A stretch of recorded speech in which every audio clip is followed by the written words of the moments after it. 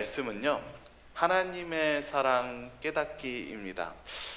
살면서요 이렇게 보면은요, 참 우리는 생각이 많나요? 적은 것 같습니까? 저는 이렇게 보니까 저도 생각이 많은 것 같아요.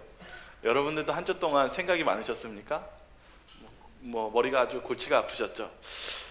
참 우리는요 생각이 많고 근심이 많고 걱정이 많습니다. 그러한 생각 속에서 우리가 어떻게 살아가는 것이 좋을까요? 시편 94편 19편에는요 하나님께서 우리에게 이렇게 말씀하고 계십니다. 우리 같이 한번 읽어볼까요? 내 속에, 같이 읽겠습니다. 시작. 내 속에 근심이 많을 때에 주의 위안이 내 영혼을 즐겁게 하시나이다. 여러분 잊지 마시기 바랍니다. 여러분이 근심이 많고 생각이 많을 때 주님을 찾으시기 바랍니다. 주님께서는 저희 여러분들의 마음을 즐겁게 하시고 여러분을 치유하실 수 있으십니다. 제가 이번 주에 이 말씀을 생각하면서 준비했습니다. 너무나 우리는 걱정이 많고 우리의 염려가 많고 우리의 생각이 많을 때 우리는 어떻게 해야 되고 무엇이 문제일까요?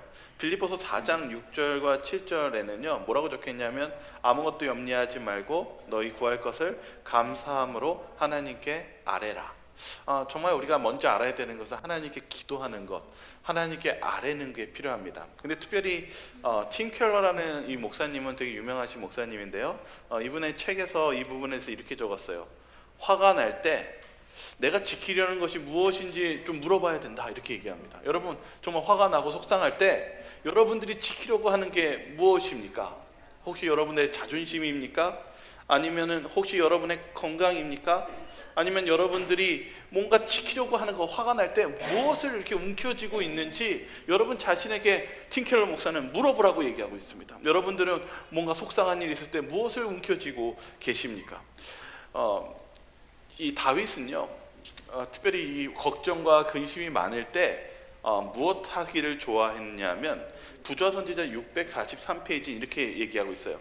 다윗도 고민이 많았을 거예요. 근데 이렇게 적혀 있습니다. 다윗은 깊은 명상에 잠기거나 근심 걱정이 엄습해 올 때에는 수금을 뜯으며 노래를 불러서 그의 마음을 모든 행복의 근원이신 하나님께로 향하게 하였다. 그렇게 하면 미래를 어둡게 하는 검은 구름들이 사라져 버렸다. 여러분 어떠세요? 이렇게 찬양 부르고 찬미 부르면 기분이 어떠십니까? 좀 마음이 좀 정돈이 되십니까? 혹시 여러분들 이렇게 정말 이렇게 혼란스러울 때 이렇게 이어폰으로, 아니면은 여러분 집에서 음악 이게 찬미 하나님의 찬양을 하거나 들을 때 마음이 좀 편안해지십니까? 편안해지시죠. 그러나 제가 오늘 말씀드리고 싶은 것은 여기서 끝이 아니라는 사실입니다. 우리가 이제 좀 봐야 되는 것은, 우리는요 참 괴로울 때가 많이 있는데 우리가 아까도 얘기했지만 우리가 정말 괴로울 때는 우리가 정말 원하는 게 무엇입니까? 하나님께 기도하고 하나님께 마음 아팠을 때 우리가 정말 원하는 게 무엇입니까? 아마 저도 그렇지만 여러분들도 똑같이 어떤 걸 듣고 싶냐면, 하나님을 만나서 말을 듣고 싶지 않습니까? 하나님께서 무엇하라고 하는지 여러분들도 그런 말을, 하나님의 말씀을 무엇 구체적으로 듣고 싶지 않습니까? 때로는 내 마음이 너무나 메말라져서 하나님의 사랑을 느끼고 싶고 체험하고 싶지 않습니까? 저는 오늘 우리의 삶 속에서요, 하나님은요 우리가 이렇게 간절히 구하고 하나님을 만나고 싶고 하나님의 답을 듣고 싶고 하나님의 사랑을 느끼고 싶어하는 것을 우리가 어디서 체험할 수 있을까요? 특별히 이 부좌 선지자에는 아브라함이 가장 힘들 때의 순간을 좀 보도록 하겠습니다. 뭐라고 적혀있냐면, 아브라함이 나이가 120세가 되었을 때, 정말 120세면 노년입니다. 정말 노년 중에 정말 자신의 마무리를 하는 단계입니다. 그런데 뭐라고 적혀있냐면, 젊은 시절에는 어려운 일도 견디고 위험한 일도 밀고 나갈 만큼 굳센 사람이었으나 이제는 청춘의 열정도 사라져 버렸다. 그리고 비틀거리며 발걸음 옮겨가는 노년에도 낙담케 할 곤란과 고통도 성년의 활력이 왕성할 때에도 용감하게 맞이할 수 있다. 그러나 노령의 짐이 그를 짓눌러서 그가 걱정과 수고에서 쉬기를 바랄 때까지 하나님께서는 아브라함에 있어서 가장 혹독한 시험이었던 당신의 마지막 시험을 보류하셨다. 아브라함이 120세가 되었던 그 노년 순간에도 정말 감당하기 힘든 시련이 찾아왔습니까? 찾아오지 않았습니까? 찾아왔어요. 근데 저는 여기를 보아야 됩니다. 하나님께서 이 마지막 시험을 가지고 계셨다는 사실입니다. 우리 아브라함에게요. 그러니까 아브라함도 저 나이에 가장 혹독한 시련을 가지고 있었을 때 우리는 아브라함을 통해서 배워야 될 점이 있지 않겠습니까? 아브라함은 그의 걱정과 근심이 있었을 때 야고보서 2장 23절 이렇게 기록하고 있습니다. 이에 성경에 이른바 아브라함이 하나님을 믿으니 이것을 의로 여기셨다는 말씀으로 이루어졌고 그는 하나님의 벗이라 칭함을 받았나니. 아브라함은 그런 하나님을 믿었다라고 얘기하고 있습니다. 저와 여러분들이 오늘 아브라함도 걱정 근심이 하나님께서 허락하셨을 때 그 마지막 걱정 근심이 있었습니다. 그러나 아브라함도 하나님을 의지해서 승리할 수 있었다는 사실을 잊지 마시기 바랍니다. 우리가 젊고 힘이 있고 그것을 벗어나서 우리가 나이가 많은 아브라함도 하나님을 의지하면 그 걱정 근심을 승리로 이끌 수 있다는 사실을 우리는 바라보고 믿어야 할 것입니다. 저와 여러분들도 그런 신앙으로 넘어가셨으면 좋겠습니다. 요한복음 13장 1절에 아주 잘하는 성경절이 있는데요. 이 성경절을 한번 읽도록 하겠습니다.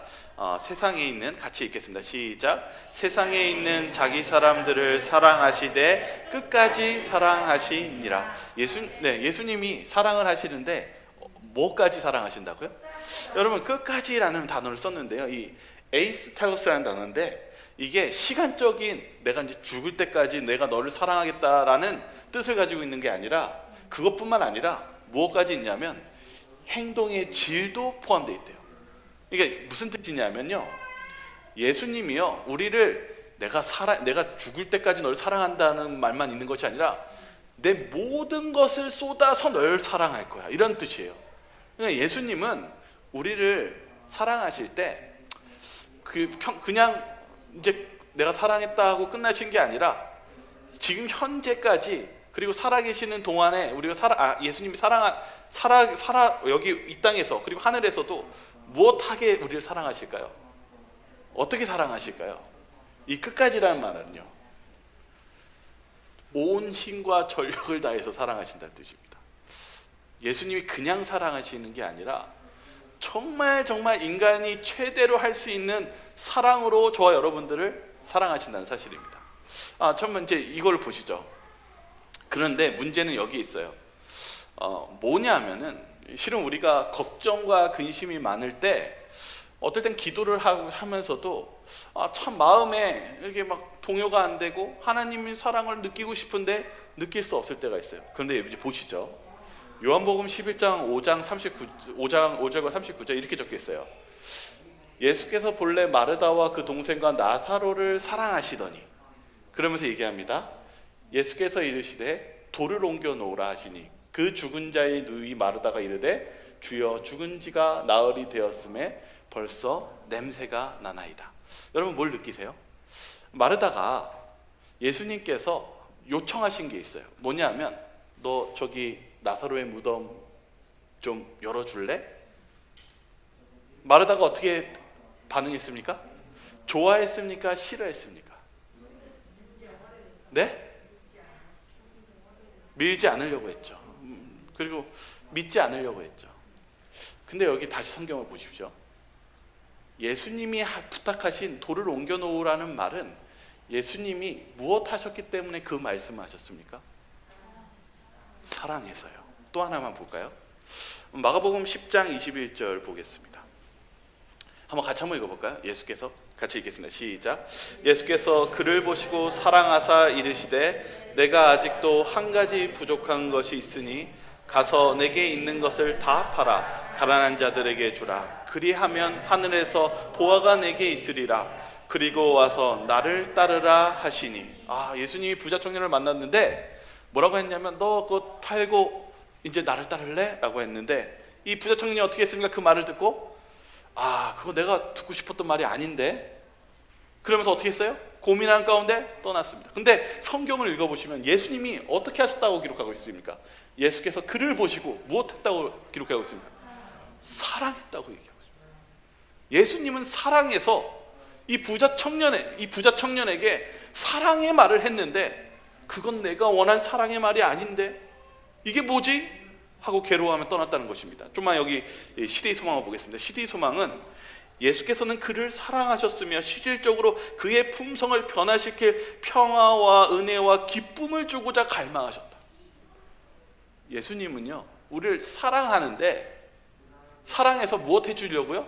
평화와 기쁨을 주려고 우리를 치유시켜 주시고 우리를 구원해 주려고 얘기했는데 청년이나 마르다나 이건 내가 원하는 답이 아닌데?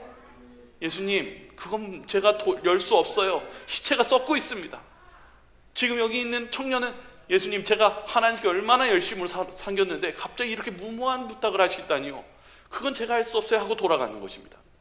사랑하는 성도님, 사랑하는 성도 여러분, 제가 오늘 말씀을 읽으면서 제가 느꼈던 것은 하나님은요, 실은 여러분들 사랑하십니다. 근데 문제는 우리가 하나님이 사랑한다는 말을 듣지 못하거나 느끼지 못한다는 사실입니다. 오늘 여기 보십시오. 여기 시대의 소망은 그에게 부족한 것은 한 가지밖에 없었대요. 뭐가 없었냐면 그것은 대단히 중요한 것이었는데 그는 심령 속에 하나님의 사랑을 필요로 하였다. 이 부족은 보충되지 않으면 그에게 치명적이 될 것인 바 이는 그의 온 성질이 부패하게 될 것이기 때문이다. 저도 오늘 말씀 준비하면서 정말 이렇게 어떤 부분에서 느낌이 되게 부딪혔냐면, 아니 하나님의 사랑이 왜 필요하죠? 분명히 하나님께서 도와주시면 되는데 이 부자 청년에게 왜 하나님의 사랑이 부족해서 이 일이 일어난 거죠? 근데 뭐라고 얘기했냐면 부자 청년에게의 문제점은 하나님의 사랑을 깨닫지 못했다는 것입니다. 오늘 마틴 로이드 존스의 하나님의 사랑이라는 책에는 뭐라고 얘기하고 있냐면 이렇게 얘기합니다. 난점과 결함이 바로 하나님의 사랑을 제대로 보지 못하는 데 있다. 우리가 결여된 것은 어떤 지식이라기보다는 하나님에 대한 사랑에 대한 시각이 부족하다는 것입니다. 우리가 지식이 부족한 게 아닙니다. 그런데 이 마틴 로이드 존스 목사는 자꾸 우리가 뭐가 부족하다고 하냐면 하나님의 사랑을 못 느껴서 문제가 있다고 얘기하고 있습니다. 요한일서 4장 9절과 10절 한번 성경절 한번 같이 한번 읽어보겠습니다. 하나님의 사랑이 같이 읽겠습니다. 시작. 하나님의 사랑이 우리에게 이렇게 나타난 바 되었으니 하나님이 자기의 독생자를 세상에 보내심은 그로 말미암아 우리를 살리려 하심이라. 사랑은 여기 있으니 우리가 하나님을 사랑한 것이 아니요 하나님이 우리를 사랑하사 우리 죄를 속하기 위하여 화목제물로 그 아들을 보내셨음이라. 우리에게 무엇이 필요하다고 얘기하고 있냐면 하나님의 사랑이 필요하다고 얘기하고 있습니다. 성경은요. 제가 오늘 이 말씀 요한일서 4장 9절과 10절의 말씀을 한번 좀만 더 뒤에서 보도록 하겠습니다. 요한복음 1장 18절에는요 뭐라고 분명하게 얘기하고 있냐면 우리가 하나님의 사랑이 필요하다고 얘기했는데 요한복음 1장 18절에는 본래 하나님은 본 사람이 없으되 아버지 품속에 있는 독생하신 하나님이 나타내셨느니라. 그러니까 사람이 하나님을 본 사람이 있을까요? 없을까요? 아무도 없습니다. 그런데 우리는 하나님의 사랑을 봐야 된다고 얘기하고 느껴야 된다고 얘기합니다. 그렇다면 우리가 하나님의 사랑을 누구를 통해서 느낄 수 있습니까? 네, 맞습니다. 독생하신 하나님을 나타내셨느니라. 우리가 오늘 바라봐야 되는 것은 예수님을 바라봐야 됩니다. 빌립이 분명히 그랬죠. 하나님 보여달라고 했었을 때 내가 여기 있는데 왜 하나님을 찾느냐라고 했었을 때 우리가 유일하게 우리가 하나님의 사랑이 필요하다고 분명히 성경은 계속적으로 강조하고 있는데 우리가 그러면 하나님의 사랑을 보려면 누구를 봐야 됩니까? 예수님을 봐야 됩니다. 근데 여기 보시죠. 요한은요, 사도 요한은 뭐라고 고백하는지 성경절 요한일서 4장 16절 보겠습니다.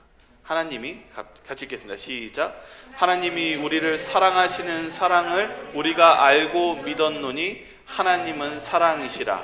사랑 안에 거하는 자는 하나님 안에 거하고 하나님도 그의 안에 거하시느니라. 네. 여기 요한은요 예수님의 십자가를 바라보면서 뭘 깨달았냐면 하나님이 우리를 사랑하시는 사랑을 우리가 알게 되었다. 그러니까 사도 요한은 예수님을 보면서 누구의 사랑을 완전 깨달았냐면 하나님이 우리를 사랑하시는 거야. 그런데 알고 나서 다음 행동이 뭐냐면 믿었다라는 것입니다. 이제는 하나님이 어떠한 분인지를 깨닫고 나니까 하나님께서 무엇 하시는 말씀을 무엇 할 수밖에 이제 어떻게 생각할까요? 하나님께서 하시는 우리의 조언과 하나님께서 때로는 우리에게 메시지 주시는 사랑이 처음에는 왜 자꾸 나한테 이런 말씀을 하지? 아니 이건 나한테 너무 기분 나쁜데. 이 부자 청년이나 이 니고데모와 똑같습니다. 뭐냐면 하나님 사랑 깨닫기 전에는 그냥 갑니다. 우리도 마찬가지 아닙니까? 우리가 진정으로 하나님의 사랑을 깨닫지 못한다면 우리가 교회에서의 하나님의 말씀들이 받아들여지지가 않습니다. 그런데 이제 하나님의 사랑을 깨달으면, 십자가를 통해서 알게 되면 그 다음 과정이 믿어진다는 것입니다. 믿는다는 것입니다. 그리고 뭐라고 얘기하냐면 성경은 얘기합니다. 하나님은 알고 보니까 사도 요한이 뭐라 했냐면 사랑 그 자체가 하나님이었다는 것입니다. 하나님은 그 자체가 사랑이었다는 것입니다. 그러면서 뭐라고 하냐면 사랑 안에 거하는 자는 하나님이 안에 거하고 하나님도 그의 안에 거하시느니라. 제가 이번 주에 계속 오늘 설교 준비하면서 느낀 게 예수님이 뭐라고 했냐면 내가 그 안에, 그가 내 안에, 그리고 너희가 내 안에, 내가 너희 안에 거하겠다라고 하시면서 자꾸 안에라고 얘기하고 있습니다. 예수님 안에 누가 계신다라고 예수님이 말씀하셨냐면 하나님이 계신다고 그랬습니다. 그러면서 예수님은 뭐라고 우리에게 얘기했냐면 내가 너희 안에 거해야 된다고 말씀하시면서 결국은 우리가 누구를 알아야 될까요?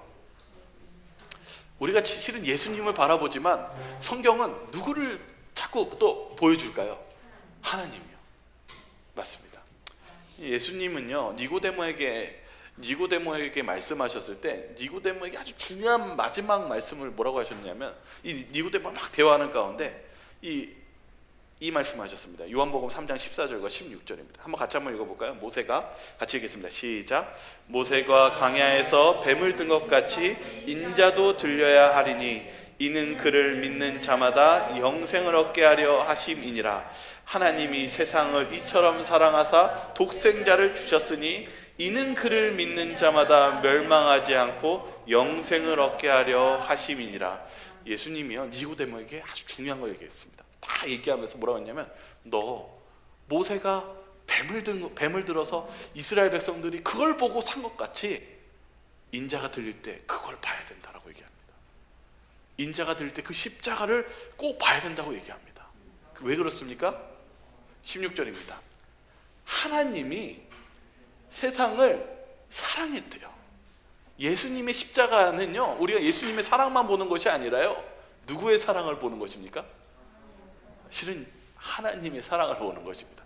하나님이 얼마나 우리를 사랑하시는지 요한은 하나님은 사랑 그 자체라고 얘기하면서 십자가를 통해서 이는 그를 믿는 자마다 멸망치 않고 영생을 얻게 하려 하신다. 이거는 하나님이 얼마나 우리를 사랑하시고 구원하시기 원하는 그 사랑의 모습을 보여주는 것입니다. 여기 특별히 가래 뽑은 기별 1권 156페이지에 뭐라고 하냐면 사단은 타락한 인류를 구원하기 위하여 당신의 독생자를 주시게 된 하나님의 사랑을 사람들이 깨달을 수 없게 하려고 굳은 결의를 하였다. 사단은요 하나님의 사랑을 깨닫기를 원치 않으십니다. 그리고 뭐라고 얘기했냐면 우리는 하나님의 사랑이 우리 안에 형성되어 인간적인 본성이 누그러지게 하고 부드럽게 하며 우리가 하나님의 거룩한 품성이 일치되기를 바란다. 하나님의 사랑이 우리 안에 거하면요 무슨 일이 벌어진다고요? 우리의 본성이 누그러지고 부드러워지고 거룩한 품성이 될 수 있대요. 여러분 하나님의 사랑 중요합니까? 되게 중요합니다. 여기 752페이지에 뭐라고 적혀 있냐면 시대의 소망입니다. 예수님이 십자가에 달려 돌아가시는 장면을 이렇게 묘사합니다. 그분은 당신의 마음을 흐리게 하는 어떤 것도 받지 않으셨다. 이 포도주 그 얘기하는 거죠. 그분의 믿음은 하나님을 굳게 붙잡아야만 하였다. 그것이 그분의 유일한 힘이었다.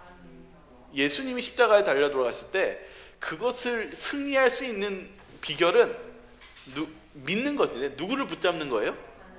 하나님을 굳게 붙잡는 것이었다는 사실입니다. 여러분, 우리에게 유일한 희망은 우리 하나님으로부터 나옵니다. 그러면서 또 보겠습니다. 752페이지. 그리스도께서는 아셨다. 그분은 하나님의 도움이 없이는 인간이 멸망할 수밖에 없다는 것을 아셨고, 수많은 사람들이 도움을 받을 수 있는 위치에 있으면서도 죽어가고 있는 것을 보셨다. 예수님이 무엇을 아셨어요? 하나님이 도움 없이는 우리가 멸망할 수밖에 없다는 것입니다. 여기 보시죠. 마가복음 15장 33절 34절에는 이렇게 적혀 있습니다. 우리 한번 같이 한번 읽어볼까요? 제6시가 시작. 제6시가 되매 온 땅에 어둠이 임하여 제9시까지 계속하더니 제9시에 예수께서 크게 소리 지르시되 엘리 엘리 라마 사막다니 하시니 이를 번역하면 나의 하나님 나의 하나님 어찌하여 나를 버리셨나이까 하는 뜻이라. 여기 시대의 소망은 이렇게 얘기합니다. 그 짙은 어두움으로 인하여 하나님의 임재가 가려워졌다. 그분은 어두움으로 장막을 만드시고 그분의 영광을 인간의 눈으로부터 감추셨다. 하나님과 그의 거룩한 천사들은 십자가 곁에 계셨다. 아버지께서는 아들과 함께 계셨으나 그분의 임재는 나타나지 않았다. 만일 하나님의 영광이 구름 속에서 번쩍였다면 모든 관중들은 멸망하고 말았을 것이다. 또 그리스도께서는 그 무서운 시간에 아버지의 임재하심에서 오는 위로를 받지 못했다. 하나님께서 누구와 함께하고 계셨습니까? 십자가에 예수님과 함께하고 계셨습니다. 하나님의 마음이 어떠셨을 것 같습니까? 하나님이 우리를 사랑하셔서 실은 하나님이 무엇했냐면 아들을 허락하신 것입니다. 근데 하나님의 마음이 어떠한 마음으로 이 십자가에서 있었겠습니까? 아마 이 부모의 마음, 가장 찢어지는 마음으로 그분의 마음속에 이 구름으로 덮으시면서 이 괴로움을 동참하시고 계셨습니다. 이렇게 허락하신 이유는 하나님이 우리를 사랑하셨기 때문에 그렇게 하셨다는 사실입니다. 좀 더 이 하나님의 사랑을 좀 더 편안한 예언의 신의 부분으로 좀 보겠습니다. 뭐라고 적혀 있냐면 아버지께서 얼굴을 숨기심으로 그분의 영혼을 가득 채웠던 말할 수 없는 고민이에요. 하나님이 이 구름으로 가리시면서 어두움 속에서 무엇하고 계셨냐면 말할 수 없는 고통으로 그 장면을 그 십자가 옆에 계셨습니다. 그러면서 뭐라고 하냐면 하나님께서 이 고민은 우리 인류의 각 사람에게 이렇게 말한다. 오늘날 우리에게 이렇게 말합니다. 하나님의 아들이 이와 같은 죄악의 짐을 지기로 동의하신 것은 다 그대를 위함이다. 그리고 그대를 위하여 그분은 사망의 권세를 깨트리시고 낙원의 문을 여신다고 선언한다. 성난 파도를 잔잔케 하시고 거품이 있는 파도 위를 걸으셨으며 귀신들로 떨게 하시고 질병이 물러가게 하셨으며 소경의 눈을 뜨게 하시고 죽은 자를 살리셨던 그분이 자기 자신을 제물로 십자가 위에 바치셨다. 이것은 다 그대를 사랑하기 때문에 그렇게 하신 것이다. 다 그대를 위함이다.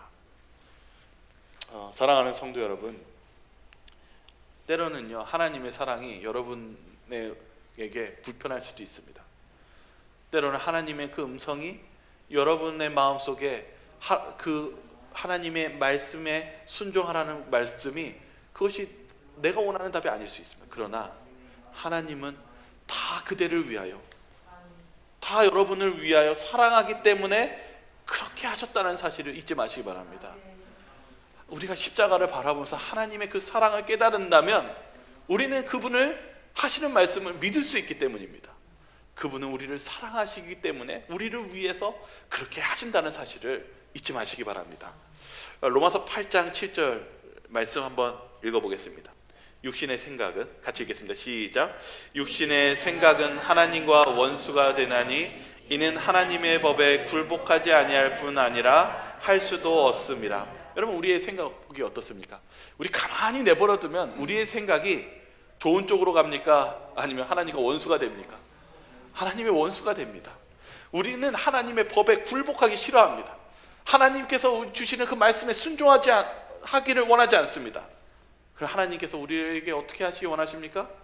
우리를 구원하시기 원하십니다. 근데 요한일서 4장 10절 읽어보겠습니다. 사랑은 시작. 사랑은 여기 있으니 우리가 하나님을 사랑한 것이 아니요 하나님이 우리를 사랑하사 우리 죄를 속하기 위하여 화목제물로 그 아들을 보내셨습니다. 네, 여러분, 우리에게 사랑이 있는 것이 아닙니다. 사랑은 하나님께서 가지신 사랑입니다. 하나님의 사랑이 우리에게 온 것입니다. 하나님의 사랑이 우리 그리스도의 십자가를 통해서 우리는 하나님의 사랑을 확인할 수 있게 된 것입니다. 그래서 여기 에베소 2장 1절에 이렇게 얘기합니다. 그는 허물과 죄로 죽었던 너희를 살리셨도다. 이게 무슨 말씀이냐면, 우리가 잘나서 그런 게 아니라 우리가 정말 죄인이고 정말 우리가 부족한 죄인이지만 하나님이 우리를 사랑하셔서 우리를 살리셨다는 얘기입니다. 감사하지 않으십니까? 제가 오늘 이 말씀 오늘 이제 마무리 뒤로 가면서 이제 한 영상을 보고 마치도록 하겠습니다. 하나님이요, 우리에게 주시는 음성들이요, 사랑을 이해한다면 우리가 하나님의 음성이 다르게 들려집니다. 그러나 우리가 하나님의 사랑을 깨닫지 않으면 그것이 하나님과 멀어지게 되어 있습니다. 로마서 8장 7절처럼 하나님의 법에 굴복하지 않고 하나님과 원수가 된다고 얘기하고 있습니다. 제가 여기 있는 내용이 다 맞지는 않지만 좀 의미가 있어서 이 동영상을 한번 보면서 좀 우리가 다음 제가 마무리하고 마치도록 하겠습니다.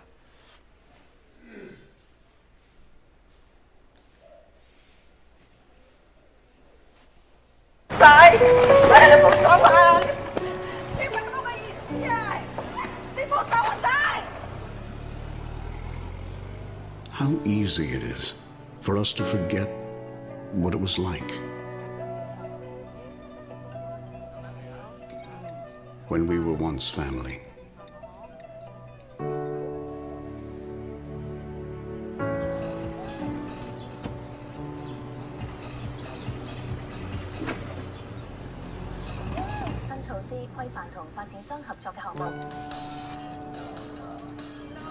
The times we shared.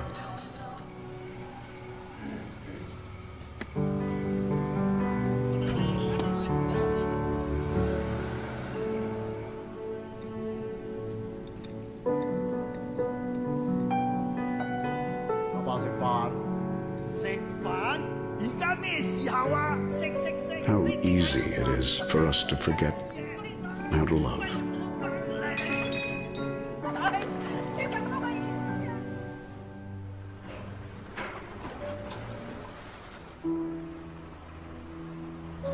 Aba, 食飯啦。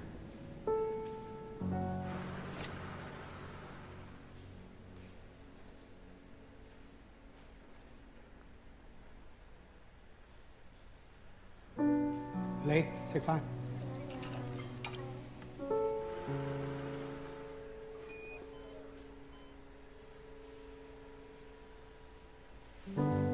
How easy it is for us to forget how to smile.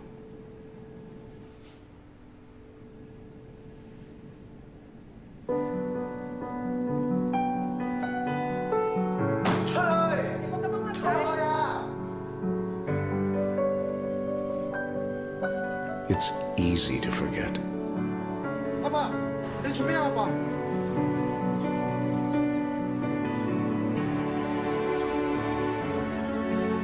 仔，一步一步嚟，我哋一定得嘅。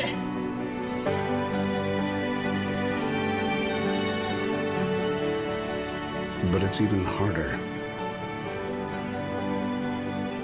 not to love.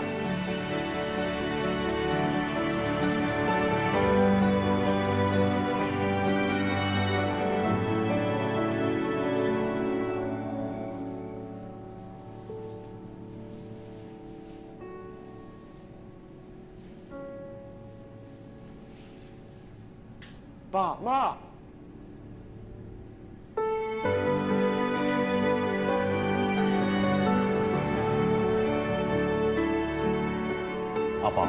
爸食飯。仔食飯。 Family. 네, 보셨나요? 여러분 어떤 생각이 드십니까? 하나님께서요 우리를 사랑하세요. 그래서 이 아들을 보내시고 예수님을 우리를 위해서 십자가에 달려 돌아가시겠습니다.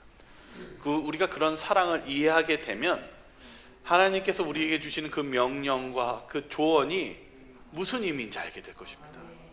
하나님은 우리를 구원하시기 위해서 호소하고 계십니다. 여기 요한복음 14장 11절을 보면 뭐라고 했냐면 내가 아버지 안에 거하고 아버지께서 내 안에 계심을 믿으라. 그러면서 이렇게 이야기합니다. 그리스도 안에 계신 하나님께서는 당신과 화목하도록 사람들에게 매일 탄원하고 계십니다. 여기 이렇게 적혀 있습니다. 소의 멍에를 메우는 것은 짐을 끌 때 소를 도와서 부담을 덜게 하기 위함이다. 그리스도의 멍에는 그러하다. 우리의 의지가 하나님 뜻 안에 흡수되고 또 남을 돕기 위하여 우리가 하나님의 선물을 사용할 때 생애의 짐이 가벼워짐을 깨달을 것이다. 하나님의 계명의 법도 안에서 행하는 자는 그리스도와 함께 행하는 것이며 그렇게 되면 그의 사랑 안에서 그 마음은 평안을 얻는다. 주님은요 우리에게 뭐라고 하셨냐면 나는 마음이 온유하고 겸손하니 나의 멍에를 메고 내게 배우라. 그리하면 너희가 마음의 쉼을 얻으리니. 하나님은요 여러분 사랑하십니다. 그리고 하나님께서 때로는 여러분에게 마음속에서 주는 음성 속에서 여러분들에게 어떤 부딪히는 음성을 주실 때도 있습니다. 근데 그것이 결코 하나님이 사랑 없이 얘기하는 것이 아니라 하나님의 사랑으로 여러분에게 호소하고 있다는 사실을 잊지 마시기 바랍니다. 그리고 여러분들을 구원하시기 위해서 그리고 평안의 길로 인도하시기 위해서 그 말씀을 믿으시기 바라겠습니다. 그렇게 한다면 주님께서는 여러분들을 구원해 주실 것입니다. 여기 마지막 요한일서 4장 9절과 10절을 다시 한번 읽고 제가 마치도록 하겠습니다. 하나님의 사랑이 우리에게 이렇게 나타난 바 되었으니 하나님이 자기의 독생자를 세상에 보내심은 그로 말미암아 우리를 살리려 하심이라. 사랑은 여기 있으니 우리가 하나님을 사랑한 것이 아니요 하나님이 우리를 사랑하사 우리 죄를 속하기 위하여 화목제물로 그 아들을 보내셨음이라. 우리가 사랑이 있어서 하나님이 우리를 사랑을 준 게 아니라 애당초 우리가 사랑이 없는 것을 하나님은 아시고 하나님은 사랑 그 자체로 우리에게 오셨다는 사실입니다. 그런 사랑의 하나님을 믿으시기 바라겠습니다. 그리고 여러분들의 걱정 근심 속에서 들리는 하나님의 음성을 들으시고 믿음으로 순종하시며 나아가시길 바라며 오늘 말씀을 마치도록 하겠습니다. 기도하고 마치겠습니다. 사랑이 많으신 하나님 아버지, 참 우리의 삶의 걱정과 근심, 또 고민과 생각들이 번만한 그런 세상에 살고 있습니다. 주님, 저희들이 주님의 음성을 들을 때 우리가 때로는 그것이 사랑이 아닌가, 그것이 하나님의 음성이 아닌가, 저희가 때로는 잘못 생각하고 있지는 않은지 다시 한번 회개할 수 있는 시간을 주시옵소서. 저희들이 주님의 음성이 하나님의 그 끝없는 사랑이라는 사실을 저희가 믿으며 주님의 말씀에 순종하게 도와주시옵소서. 거기에 치유가 있고 거기에 평안이 있다는 사실을 믿게 하여 주시옵소서. 저희를 사랑하시는 예수 그리스도 이름으로 기도드립니다. 아멘.